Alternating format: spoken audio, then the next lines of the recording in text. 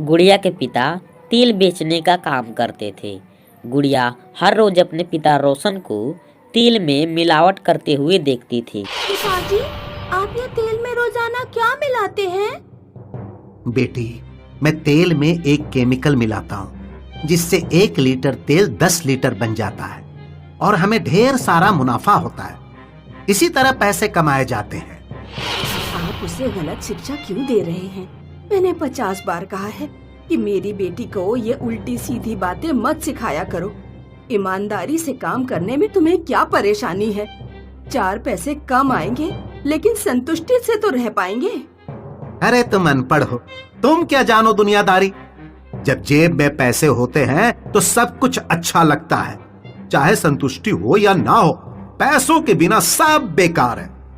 तुम अपनी संतुष्टि का अचार डाल लो कि मेरी बेटी मेरे सिद्धांतों पर ही चलेगी। पिताजी, मैं बड़ी होकर जलेबियाँ बेचना चाहती हूँ। मुझे जलेबियाँ बनाना बहुत पसंद है। हाँ बेटी, तुम जरूर जलेबियां बेचना, लेकिन मेरे तरीके से। फिर तुम्हें अमीर होने में देर नहीं लगेगी। नहीं गुड़िया, तुम ईमानदारी से जलेबी बेचना। कुछ दिनों बाद गुड़िया की माँ बहुत बीमार हो गई। उसे हॉस्पिटल में भर्ती कराना पड़ा। गुड़िया की माँ जब हॉस्पिटल से घर लौटी तो गुड़िया की पिताजी बोले, अब कहो गुड़िया की माँ, अगर मैंने तेल में मिलावट करके पैसा कमाया होता तो क्या मैं तुम्हारा इलाज करा पाता? क्या जरूरी है कि अगर तुम मेरा इलाज ना कराते तो मैं ठीक नहीं हो पाती? ईश्वर चाहता था कि मैं ठीक हो जाऊं, इसीलिए मैं ठीक हो गई, तुम्हारे पैसों की वजह से नहीं। कुछ वर्षों बाद रोशन दुनिया छोड़कर चला गया और गुड़िया बड़ी हो गई। माँ, मैं जलेबी की दुकान खोलना चाहती हूँ। वैसे भी मुझे अपना खर्चा चलाने के लिए कुछ काम तो करना पड़ेगा। गुड़िया ने अपनी जलेबी की दुकान खोल ली। क्योंकि गुड़िया बहुत खूबसूरत थी, इसीलिए लोग उसके जलेबी के दुकान पर खींचे चले आते थे। आप बहुत सुंदर हैं और जलेबियां भी बहुत अच्छी बनाती हैं। तारीफ के लिए बहुत बहुत शुक्रिया। अब जल्दी जलेबी के भी पैसे दे दो।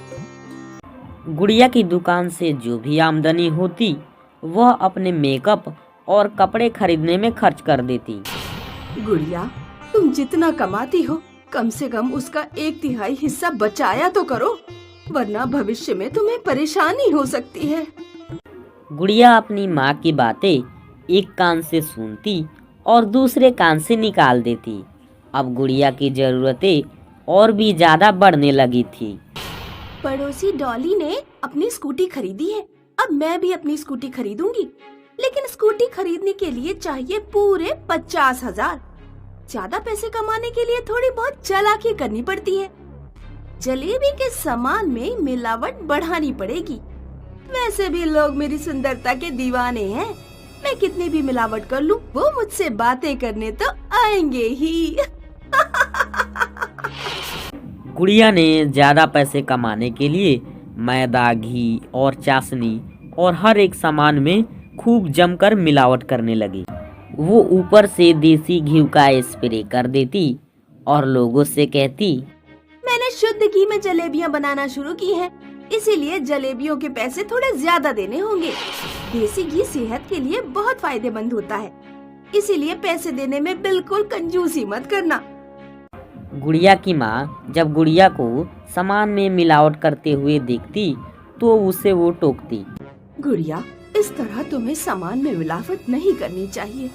अगर किसी दिन किसी गांव वाले को पता चल गया तो तुम बुरी फंस जाओगी। कुछ नहीं होगा माँ, तुमने अपने खर्चे जरूरत से ज्यादा बढ़ा लिए हैं, इसीलिए तुम्हें ज्यादा पैसों की जरूरत पड़ रही है। खर्चे कम करो और ईमानदारी से जलेबियां बनाओ। माँ, अब आप मुझे अध्यापिका की तरह लेक्चर मत दो। मैं बड़ी हो चुकी हूँ और अपने फैसले खुद ले सकती हूँ। आखिरकार गुड़िया ने अपने लिए एक स्कूटी खरीद ली। अगले दिन जब वो स्कूटी चलाने जा रही थी तो गांव के प्रधान उसके घर आए। मेरे बेटे ने तुम्हारी जलेबियां खाई थी, उसके बाद से उसकी तबीयत बहुत बिगड़ गई है। उसे मैं हॉस्पिटल में एडमिट करके आ रहा हूँ। तुम्हारी जलेबियों की जांच होगी। मैंने शहर से टीम बुलाई है। गुड़िया की जलेबियों को जांच किया जाता है और जांच करने वाले जलेबियों को कच्चा चिट्ठा खोल कर रख देते हैं। ऐसी अशुद्ध जलेबियां मैंने आज तक जीवन में नहीं देखी। सभी गांव वाले डॉक्टर के पास जाएं, क्योंकि अभी तक आप लोगों का बहुत नुकसान हो चुका होगा। हर गांव वाला गुड़िया पर थूकता है। गुड़िया और उसकी माँ को घर से बाहर निकलना भी दूभर हो गया था। मुझे माफ कर देना माँ। काश मैंने आपकी बात मान ली होती। मैं पैसे कमाने के लिए अंधी हो गई थी। अगर मैं आपके बताए ईमानदारी के रास्ते पे चली होती तो आज मुझे ये दिन नहीं देखने पड़ते।